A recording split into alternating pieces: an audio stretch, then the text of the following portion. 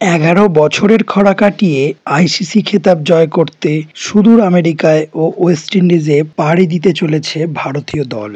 2007-এ মহেন্দ্র সিংহ ধোনির নেতৃত্বে এক ঝাঁক তরুণ তুর্কি সাউথ আফ্রিকায় যে নজির গড়েছিল, রোহিত, বিরাট, বুমরা কি পারবে সেই ইতিহাসের পুনরাবৃত্তি করতে এবং ভারতকে দ্বিতীয়বারের জন্য চ্যাম্পিয়ন করে তুলতে?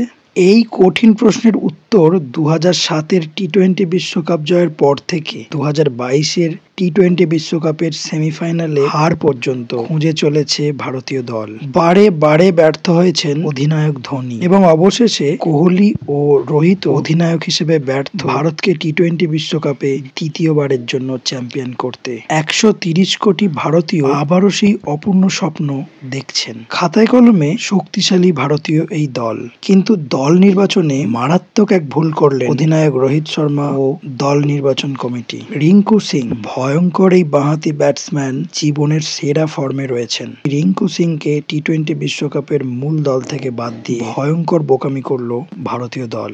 রিঙ্কু সিং শুধু 15 জনের দলে নয়, প্রথম 11তে নিশ্চিত হওয়ার প্রবলতম দাবিদার। 5 নম্বর স্লটটা নিজের নামে করে নিয়েছেন নিঃস্বার্থ এই বামহাতি ব্যাটসম্যান। তার অসংখ্য ঝোড়ো ম্যাচ জেতানো ইনিংস খেলে ঠিক কী যুক্তিতে রিঙ্কু সিং বাদ গেলেন তা আমার জানা নেই। কারোর জানা থাকলে অনুগ্রহ করে কমেন্টে জানাবেন এবং রিঙ্কু সিংকে নিয়ে আপনার কি মতামত তাও জানানোর অনুরোধ রইল। তবে এরপরও এই ভারতীয় দলের এই বিশ্বকাপ জেতার পুরো ক্ষমতা রয়েছে।